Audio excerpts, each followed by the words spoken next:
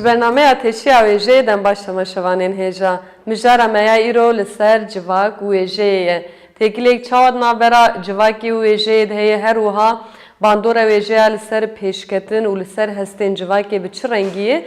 Em ê vê mijarê îro bi mêvana xwarinî qaş bikin. Mêvana meya îro jî Dilan Aydın e. Dilan Aydın jî demek dirêj de di Rojnameya Azadiya Welat di rûpelê wêjeyê de nivîsandiye. Tu bi xêr hat. Navxêrê davin, gelek savin, spas. Belê Dilan em berê behsa çîroka te ya nivîsandinê bike. Yani te çawa dest bi nivîsandinê kirit, bi çi rengî te dest nivîsandinê kir û te bi zimanê Kurdî dinivîsandi. Yani her wiha te ji ku feyz girti? Dikarinekî ji me behsa çîroka xwe ya nivîsandinê bike? Gelek spas destpêkê ez bernameya ve bi rêzdarî silav dikim hemû temaşevanan silavê hurmetê xwe dişînim. Yani em bêjin destpêka nivîsandinê çi têbîra min 1997 de min destpêkê li ser Mehmed Şêx û helbestekî nivîsî bû. Min ji dengê wî zêde hez dikir. Stranên wê bi navê Evîndarê Gulê. Me ev helbest nivîsî bû, helbestekê gelek dirêj bû. Wek çarîna min nivîsî bû. Yani têbîran bawe şeklê awayê çarîn wisa ku tê nivîsîn. Divê de yani min hîs kir ku ez dikarim binivîsim. Car bi car wisa helbest, em bêjin rojnivîs di navberê de dinivîsî. Dema ku tiştekê dest pê dike, êdî dixwazî nexwazî bi hindikayî ve jî dikarî dilop bi dilop dinêhêrî li ser zêde dibe. Piştê wî da aliyê Kurdî de mesela ez bêjim wêjeya klasîk. Yani em bêjin Melayê Cizîrî bi taybetî helbestên wî pir zêde bandoreke xweş li ser merivçê dikin. Dîsa Ehmedê Xanî min berhemên wî car caran wisa lê mêze dikim. Yani ev ez dikarim bêjim ku ji boy min îlhamên nivîsandinê bûn. Wêjeya klasîk ku em dibêjin aliyê wanê wisa veşartî yani. Tu dixwînî ama tu hinekî tiştê veşartî di wan de dibînî tam nagihî jî yê. Ev ji min re bi rastî jî wekî razek hat ku ez ber bi nivîsê ve biçim. Piştî wî mesela mizgîn ronak ez xwişka wê me. Yani ez di piştî salê 2000 pê ve nivîsên wê, em bêjin destnivîsên wê wisa ez pêra ketin destê min car cara em bêjin ji bo kovaran, ji bo rojnameyê, di rojnameyê de ji Rojnameya Azadiya Welat dest bi nivîsandinê kir. Yani pêşî bi serbestî piştî wî jî ku çend sal e dûve dirêj bi nivîskarî. Di wê derê de zêde ez bêjim bandora mizgîn li ser min çêbû ku di her mijarî de bi berfirehî dikaribû binivîsanda. Bi taybetî mesela ez bêjim li ser kaxizeke pir biçûk di şert û mercên girtîgehê de ku yani wê demê em tev dizanin tiştekî nikaribû derkeve derve. Di wan şertan de em bêjin li ser kaxizeke carna makaleyek derdiket. Kaxizeke pir biçûk xasî du kaxizên cixarê makaleyeke nivîs derdiket. Divir de çawa bêjim mesela nivîs heqeten jî li gorî min her Kurdê ku li vî welatê dijî bi taybetî di vê serdema 30 salî de tiştê ku dîtiye bûye şahid te xeber ber bi nivîsê ve dibe. Yani tu dikarî her Kurdek îro mesela em li dayîka mêze dikin gelekî jin hene tu dinêrî ji ber xwe ve helbest dibêjin stran dibêjin. Ev tev de esasê xwe de ji jiyana ku ji tiştên ku tê jiyîne beriya wê jî em bêjin civaka Kurd civakeke xwezayî ye. Têkiliya û xwezayî zêde bi hev re heye. Em bêjin mînakê wî wêjeya devkî ku em dibêjin çanda dengbêjiyê ye. Ev tev tu bixwazî nexwazî di heşê me de di guhê me de em tev wan denga mezin bûne. Em bêjin mesela dengê bilûrê hê jî lê dikeve em diçin dema zarokatiyê. Em bêjin radyoya erî wanê stranên wî tê gotin em diçin 30 sal ewil bi şeklekî wisa yani ew tama ku tu jê digirî bi rastî jî tiştê ku niha em bêjin çê dibin amûrên muzîkê ew wî tama ku em ji wan digirin ji niha em nagirin. Divir de ev hişmendiya ku bi tera çê dibe yani di aliyê ziman de mesela tu dema bi zimanê xwe godarî dikî tu hîs dikî.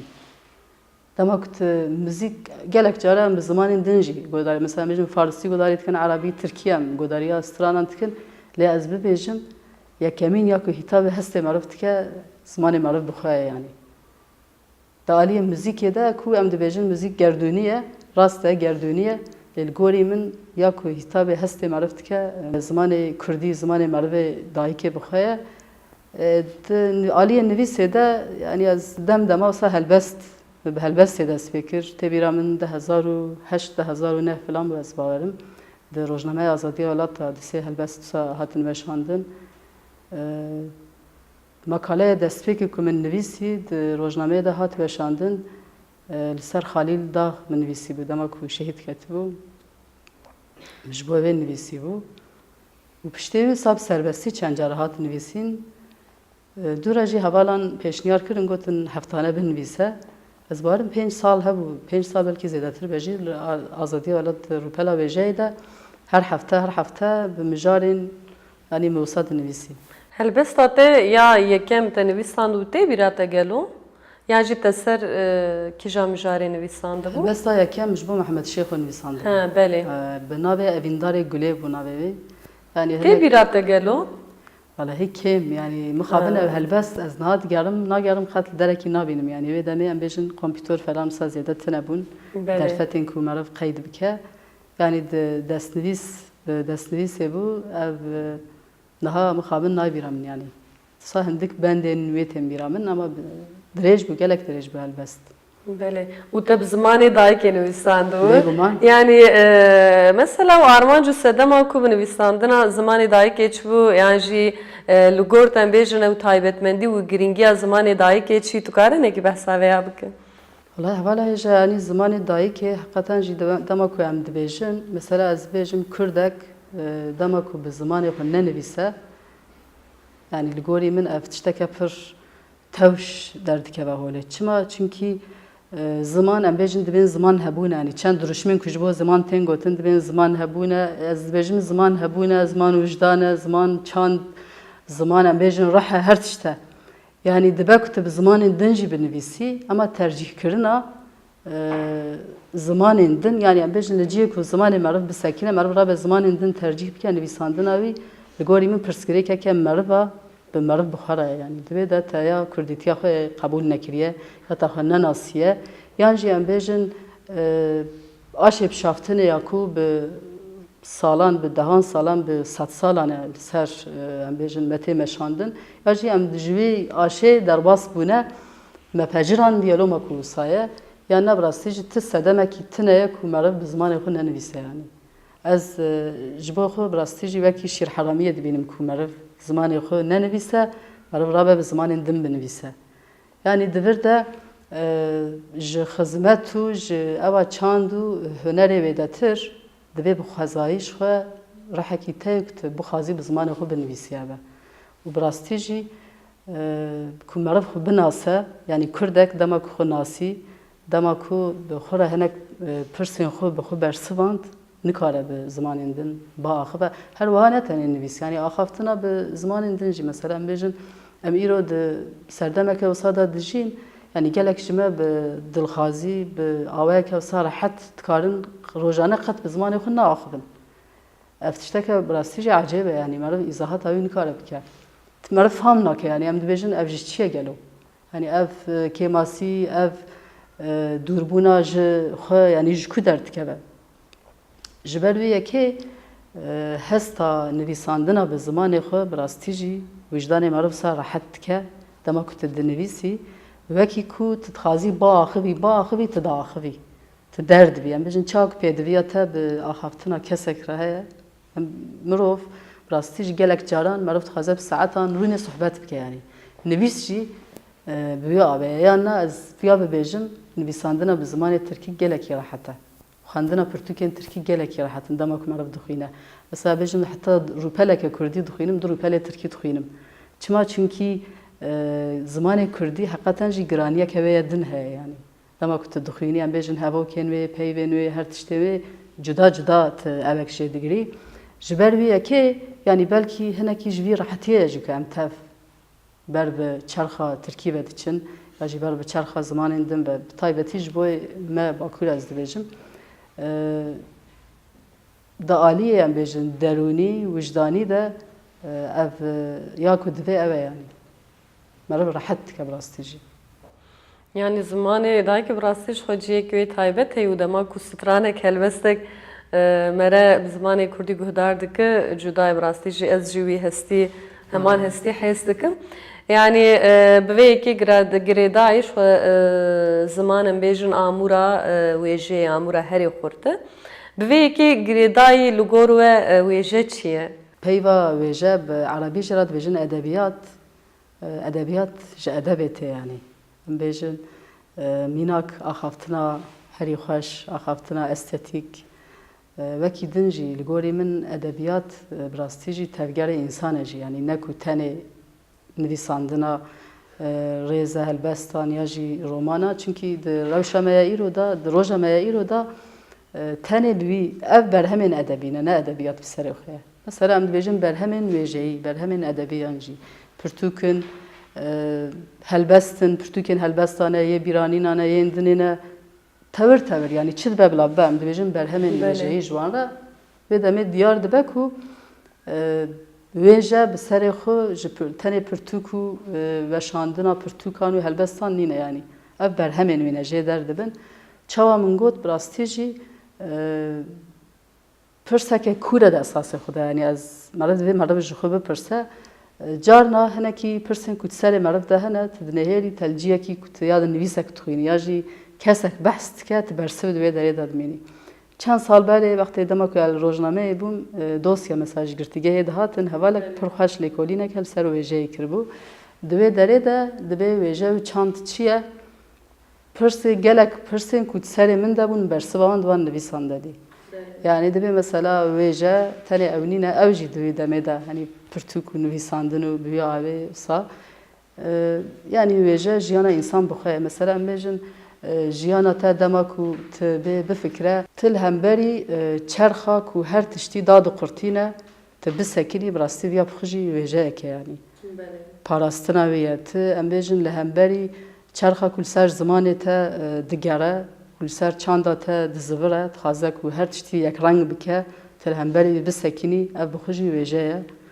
Bi xwe jî çand e yani çandê wêje em nikarin ji xwe zêde ji hev veqetînin lewre dema ku em behsa çandê dikin çawa stran tên bîra me stran ji helbestan çêdibin helbest jî yên wêjeyê ne berhemên wêjeyê Hemû hevre girêdayî. bi heva girêda yani ev ji wê dizê ew jî wê dizê ji ber vê yekê yani wêje dema ku di jiyana me de mesela mînak em bêjin dema ku tu nikarbî bixwînî çi pirtûk dibe bila bibe tu nexwînî tenê em bêjin temaşeyê televîzyon çerxa îro ku wisa çêbî em bêjin teknolojîkî îro bi rastî jî jiyanê tev ew kiriye yani îş dagir kiriye ku tenê bi wî bi sînor bimîne xwendin tune be em bêjin godarîkirina stranan muzîkê tune be yani rehekî çawa ew ê derkeve merivê heqeten jî ji ku dibên çi ew tama ku însan divê rojane jê bistîne mesela em bêjin pêdiviya te çawa bi xarin vexarinê heye pêdiviya te bi godarîkirina stranan muzîkê jî heye teqez tiştek û yani demak ne wisa bi ew ruhekî lawaz ruhekî neşên ber derdikeve holê lawaz yek şey yani pêdivî çawa em bêjin bi derketina derve heye tu dixwazî tu derkevî tu hewa bistînî tu em bêjin ciyê şîn bibînî bi rastî xwendin jî bi wî avê rihê meriv xwedî dike.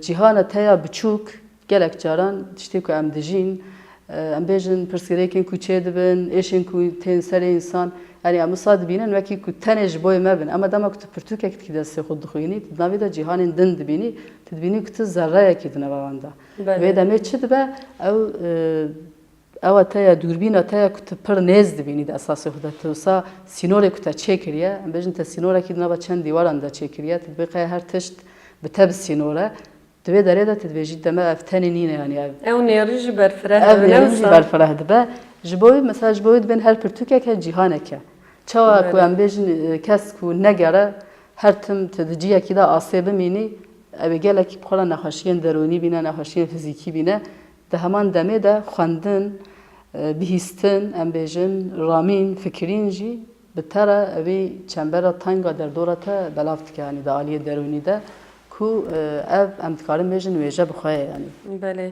Wê demê em dikarin ew têkiliya navbera wêje û civakê çawa binirxin yani wêje bi xwe ام بیشن خودی واتیک برفره خودی شیرویک برفره yani bandorek çal ser civakê dikin bêjin têkilî ew navbera civakê bi çi rengî Yani civak dema ku em îro binêrin mixabin em dikarin bêjin ku kesên ku navên helbestkar û nivîskar û rewşenbîriyê li xwe danîne peywira xwe bi cînanî ne yanî. Ji ber û çend sal em bêjin sed sala borî ewiltir ji ber çanda medreseyan hebû. Ji ber ku di medreseyan da wêjeya klasîk kesên ku me got wêjevanên me yên rastî jî ku hîmê wêjeyên em bêjin Feqî Teyran, Ehmedê Xanî, Melayê Cizîrî li aliyê Rojhilat jî gelek wêjevanên jin hene mesela helbestên wan ên xweş hene ku ew belkî bi zêde berhemê wan ên nivîskî derneketibin lê hene yani gelek kesên wisa hene mesela ji duan sed sala de dema ku meriv dixwîne têkiliya civakê wêjeyê pir zêde behev hebiye. Bi taybetî li aliyê Rojhilatê Kurdistanê mesela çanda yani em bêjin xebatê wan ê çandî edebî pir zêde li pêş e çima çünkü li wê derê gelekî jinên wêjevan hebûne. Ev çi nîşan dide ji ber ku jin di nava wêjeyê de bûne zêdetir li civakê bela bûye. Çima mesela em bêjin zarok her tiştê xwe ji dayîka xwe digire gelek tişta. Ji sedî heftê li gorî min zarok her tiştî ji dê digire yani ji bab zêdetir ji dê digire çünkü yekser dê pêra di nava eleqeyê têkiliyê de ye. Ji ber vê yekê têkiliya dê em bêjin dê jin çiqas bi wêjeyê re têkiliya wê hebe têkiliya zarok jî û ji xwe em bêjin civak jî ji malbatê ji zarok jî ev ê pêktir yani dema ku em behs dikin. Mal bi mal ev çand belav dibe. Ji ber vê yekê ev çand îro li gorî min rewşa wêjeyê bi rastî jî pir qels e. Yani ez qelsiyeke zêde dibînim heta ku meriv bipirse ji gelekî kesan ji ber çi ye ev ez bibêjim ji ber ku kesên me yên ku dinivîsin bi navê em bêjin nivîskar sifata li xwe danîne nivîskar û rewşenbîr û feylozof ew jî derketiye mesela gelek heval ji xwe re dibin feylozof ya jî em bêjin hevalek berhemê hevalek teacîbî ne navê feylozof halê dike yani em de esasê xwe de rewşenbîriya îro xwe ne xizmetkarê wêjeyê dibîne xwe xwediyê wêjeyê dibîne ev xetereyeke mezin e li gorî min ji bo vê yekê pêşî li ew ê têgirtin û eleqeya wan e civakê jî tune yani di nava civakê de nînin rewşenbîr nivîskar yên ku wisa dibêjin ji ber ku di nava civakê de nînin ji ber ku wekî ku wêje tişteka aydê wan be heta xwe afrînerên wêjeyê dibînin gelek yên îro ku di piyasê de hene ji ber ku bi wê awê dibînin ez bi xwe bibêjim yani ez bi wan wêjeyê nas bikira minê ti tameke ji wêjeyê negirte yani minê ti evekî negirta yek de mesela gelekî berhemên ku hene biçûk dibînin yani. Yani her parçeyeke ku dema ku em rastî jî bixwazin çand û wêjeya me bi pêş bikeve divê her berhemê ku heye em bi hestiyarî bi rêzdarî nêz bibin binirxînin yani binirxînin. Ama wisa Hacî ji bo ku em bikaribin binirxînin em xwe pêş bixin.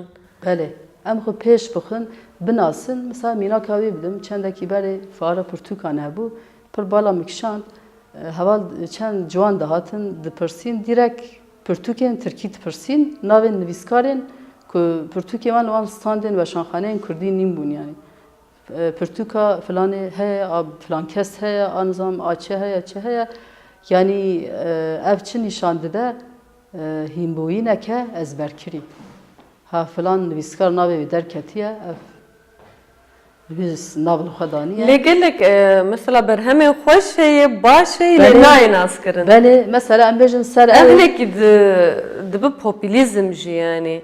Divê me reş popülîzmê jî dûr bikeve. Hêja tişta ku ez jî dixwazim ev e yani ev kesê ku wan nav li xwe danîne sifat li xwe danîne bi rastî jî popülîzm yani em bêjin ew hest bi wan re zêde bi pêşketiye ji rêveçûna wan ji rûniştina wan ji her tiştê wan ev ez bibêjim yani civak dema ku tu îro herî nava civakê bipirsî bi rastî jî civak tamekî ji wan kesan nagire çima çünkü xwe ser civakê re dibînin yani xwediyê her tiştî dibînin Ehmedê Xanî dibe ne ji bo sahib rewacan ji bo biçûkên kurmancan yani divê derê de ev çi nîşan dide ev nîşan dide ku ew kesên mezin xwe bi rastî jî xizmetkarê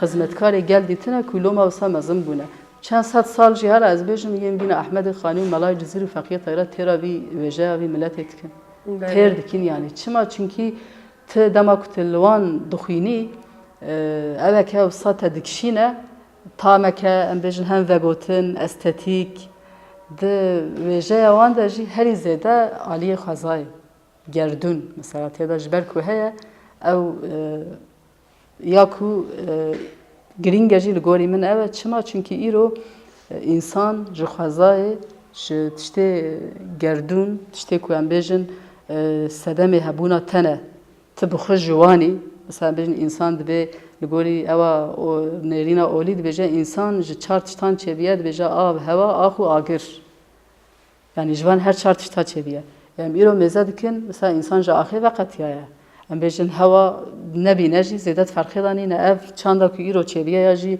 mîmariya ku îro hatiye çêkirin însan jî vê tiştê veqetandiye yani ketine em bêjin avayiyên 15-20 qat 30 qat di derê de çi derdikeve ew ruh dimre yani dema ku tu jê ve diqetî dimre Duan berheman da berhemên pêşengên wêjeya Kurdî de ew alî bi rastî jî pir li pêş in.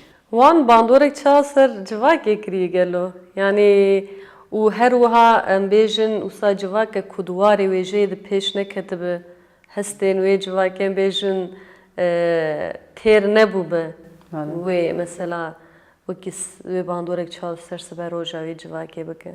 Yani ez bibêjim hevala hêja tu bawer bikîn ha ew berhem bikevin rojeva me yani rojevê wê de tir derfet çêbin ew berhem werin xwendin em bêjin mesela kom bi kom ji zarokan ra min destpêkê jî got çanda medreseyê kesên ku ji çanda medreseyê xweyî bûne bi berhemên Melayê Cizî mesela îro ê ku medreseyê xwendibin tev destpêkê qala Melayê Cizî ra Ehmedê Xanî dikin tev bi wan berheman dersa wêjeyê jî ji ber ku dîtine di wî warî de ew serdemeke pir xurt biye yani li gorî min tu niha îro mêze dikî ji ber ku ew qels bûye ew tune ye mînak ez bêjim pîra min a rehmetî helbestên Melayê Cizîrî bi ji ber dixwend yê feqîyê Teyran helbestek bûye ey av û av hebû mesela ewî ji ber dixwend niha nifşê îro mixabin em jê bêparin çima çünkü wê demê demek têkiliya wan û em bêjin berhemên wêjeyî zêdetir bûye têkiliya wan û xwendinê zêdetir bûye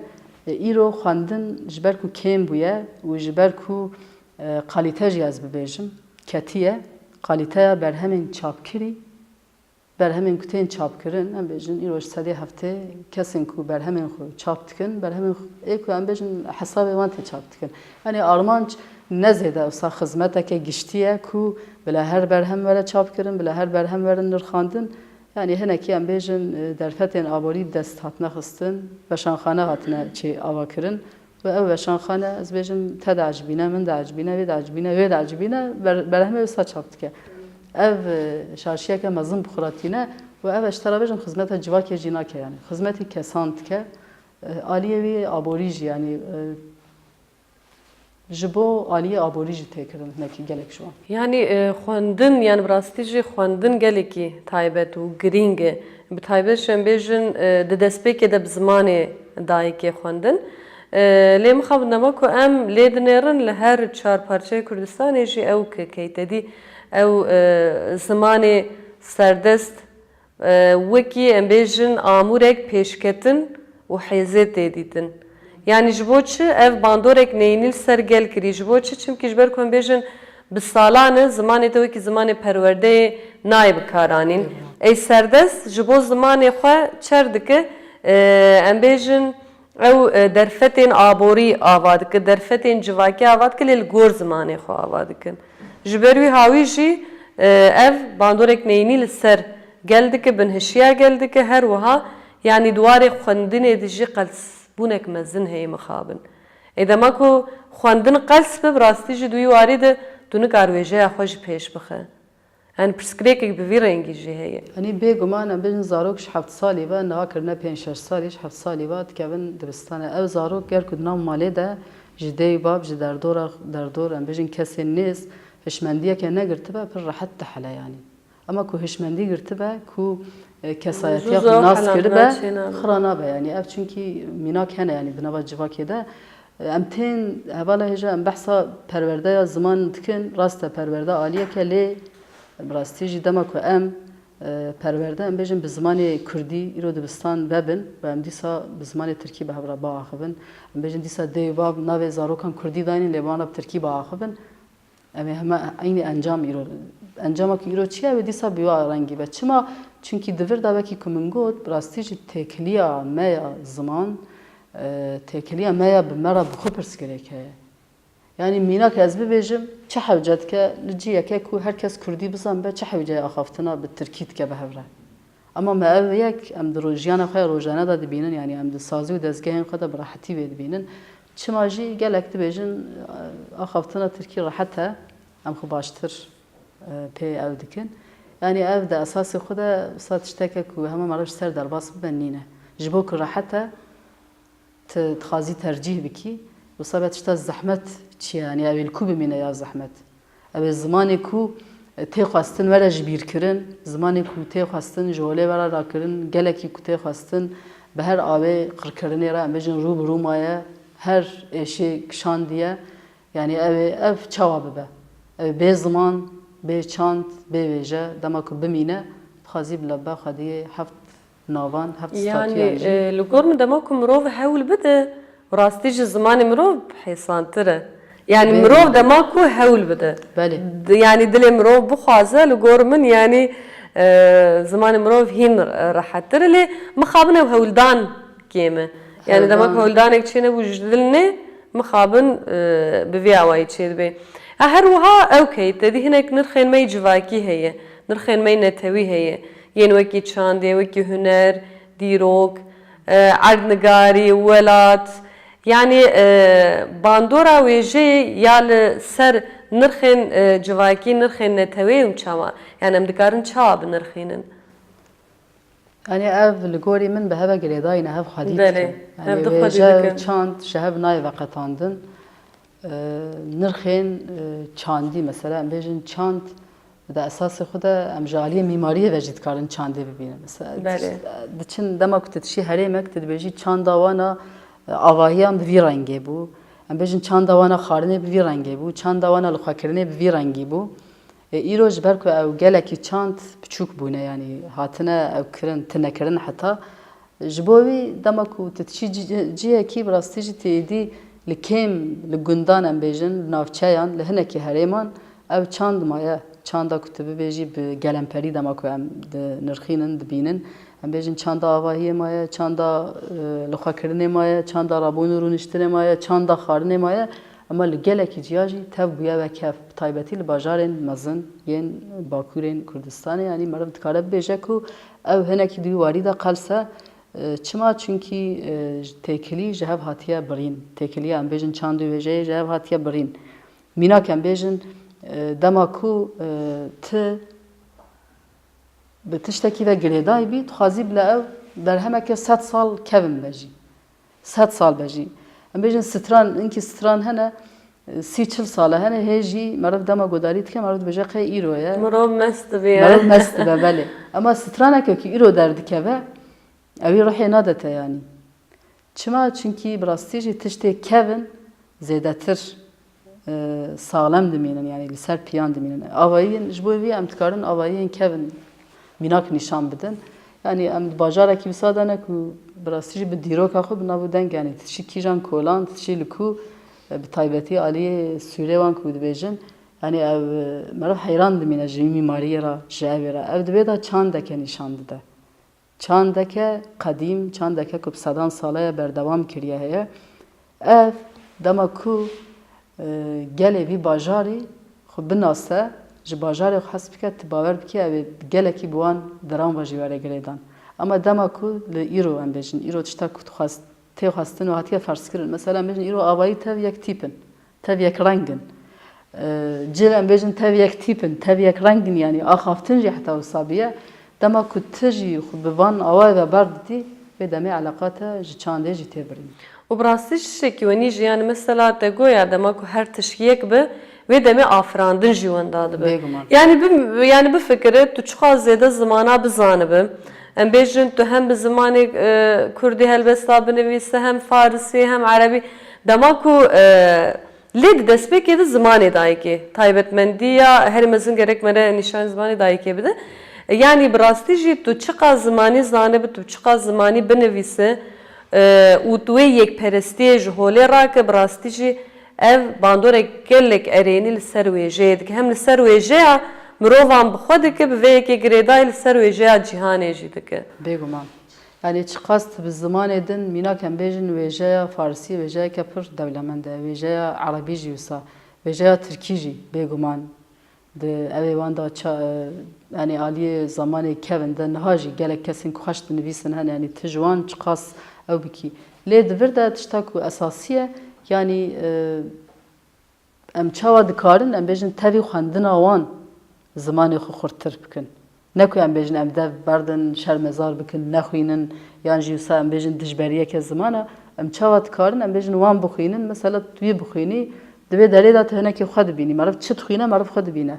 Tu pirtûkekî dixwînî tu têda xwe dibînî bi rastî jî tu behsa ciyeke tê kirin tu xwe li wê derê hîs dikî yani ew hineke zindîbûnê jî bi tera çê dike. Tiştê ku tu dixwînî li pêş çavê te zindî dibe yani ew dîmen tiştê bûyerên ku tên vegotin yani di aliyê ew ê da jî di aliyê çawa te got xwendina bi zimanên din de bêguman ew berfirehtir dike. Heşê meriv berfirehtir dike.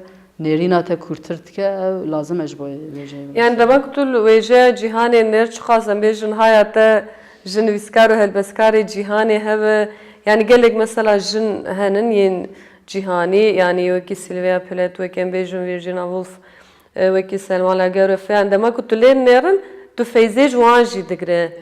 Yani ji ber wî hawî li gor min girîng mirov çiqas zêde ziman zanibû çiqas zêde em bêjin ji wêjeya cîhanê agahdar be ew qas zêde pêş dikeve yani. Bêguman, bêguman. Yani bandora wê jî heye yani. Bêguman. Tiştekî bi vî rengî jî heye em dibêjin tedî zayenda civakî yani ew rol û misyona ku di nava civakê de ji jinê û ji mêr hatî veqetandin yani ev bandorek xwe li ser wêjeyê jî dike. Yani di wir de tu vê yekê çawa dinirxîne yani bandorek em bêjin di wêjeyê de zayenda civakî dikare wisa kurtasî ji me behsa wê jî bike. Bêguman ew rola ku zayendî ku li ser jin û mêr hatiye ferskirin yani em divir de bibêjin ji bo mêr her tiştî wisa heta dawiyê serbest hatiye hiştin di nava civakê de ji bo jin jî her tim sînor hatine danin yani em bêjin ev tişt neke ev tişt neke ev tişt neke hem di aliyê olî de oleke ku bi nezanî hatiye hînkirin hem jî di aliyê em bêjin civakî de dibin navê terbiyeyê de ya jî dibin navê edebê de rastî jî gelekî sînor hatine tenkirin. Ya ji dibin navê exlaqê Dibin navê exlaq de bêguman exlaqê civakî mînak mesela em bêjin ji bo jineke her tim gotine ev tişt neke ev tişt nel gorî çanda me nel gorî exlaqê me ye ji bo mêr tişteke wisa nehatiye gotin. Ji ber vê ye ku çanda mêr bi rastî jî çandeke xirabker e yani. Çandeke ku dibê ji rê derketiye. Ji ber ku hatiye ferskirin yani roleke wisa hatiye dayîn û mêr jî xwe bûye avê dîtine. Mînak mesela em bêjin ji derveyê kesên ku xwe binasin em mafê her kesê meriv nexwe lê bi rastî jî yani bi mêran re dema ku tu diaxivî tu ew dikî tu mêze dikî ku ew qalibê ku civakê li wan kiriye dê li wan kiriye bav li wan kiriye bûye avê ew jî li zarokên xwe li evê xwe belav dikin ev bandoreke ne baş e roleke ku hatiye dayîn bandoreke ne baş e lewre tişteke dema ku ne baş be divê ji bo jin û mêr tev were gotin ne baş e tişteke ku baş be tişteke ku pêwîst be ji bo jin û mêr tev were gotin ku bêjin baş e pêwîst e divê ev tişt were kirin divê ev tişt nekirin divir de parçebûn çêbiye parçebûna jin û mêr ji hev çêbiye ku texrîbata herî mezin îro em dibînin mînak em bêjin kuştina jinan qetilkirina wan dibin navê întiharê de ya jî întiharên ku tên pêk tên bi piranî tevekî de ji ber van ewa çêdibin ji ber van rewşa çêdibin lewre malbatên paşverû kesên paşverû paşverûtiya xwe li ser jiyanê li ser kesên xizmên xwe li ser em bêjin zariyê xwe fers kirine û tiştê şaş jî yani diyalektik ti carî şaşiyê qebûl nake tişteke ku şaş ve nameşe yani. û ev tişt di wêjeyê jî di derne wisa mesela tu dema kul gelek hinek em bêjin nivîskar û helbeskar yên navdar hene yani tu lê nêrin bi rastî ji berhemên gelekî xweş dinivîsin lê di wêjeya xwe de awê mesela dijberiya jinê dike. Bêguman. Bi zimanê xwe çêr dike, bi zimanê xwe em bêjin wisa zayînperestiyê dike. Bêguman. Yani va dema ku di edebiyatê di wêjeyê di der bi rastî ji bandorek neyînî li ser pêşketina civakê dike, li ser rol û misyona civakê jî dike. Bêguman ev bêjin kemasî û heqareteke mezin e ji ber ku hemû tiştên ku li rûyê cîhanê hene tev hev tamam dikin yani bêjin. Belê. Tu nikarî tişteke ji holê rakî ya ji nedîtî veverî yan jî tişteke biçûk bibînî ku mixabin çawa te got ew nêrîna em bêjin mêr nêrîna ku rola jê re hatiye dayîn ku bi rastî jî ji bo xwe jî heqaret e. Li gorî min ya ku herî zêde wê heqaretê li xwe dikin yani di esasê xwe de ew heqaret li xwe tê kirin. Li wan li şexsê xwe dikin gelek filozofî mesela derbarê jinan de wisa tiştên ji rêzê ji ew ku dinivîsin yani te aliyê wan ê zanistî tune ye, te aliyê wan ê exlaqî jî tune ye, te aliyê wan ê ku were qebûlkirin jî tune ye. Ev mixabin divê wêjeya wisa were mehkûmkirin yani were redkirin. Vegotin em bêjin bi zimanê mêr, tevî em dibêjin hişmendiya mêr, zimanê mêr, vegotina mêr di esasê xwe de xeter e yani tişteke ne baş e. Lê rola ku hatiye dayîn bi wê avê cî bi cî berdewam dike yani. Belê. Yani bi rastî jî ew hişmendiya bûye rengî yani texrîbatên gelek mezin li gor min li ser civakê û li ser wêjeyê çê dike. Te wisa bêjin serdemek dirêj re te di rûpela wêjeyê de nivîsande.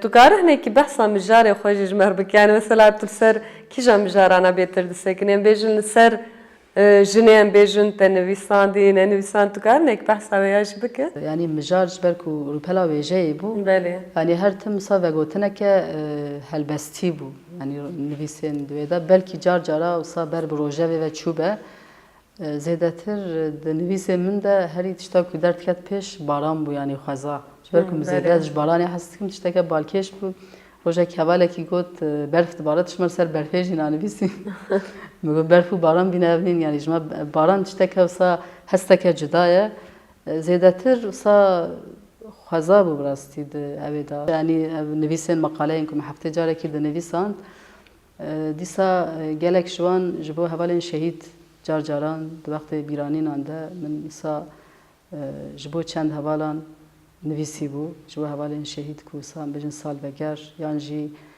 dem bi dem wextê ku şehadet çê dibû min dinivîsî.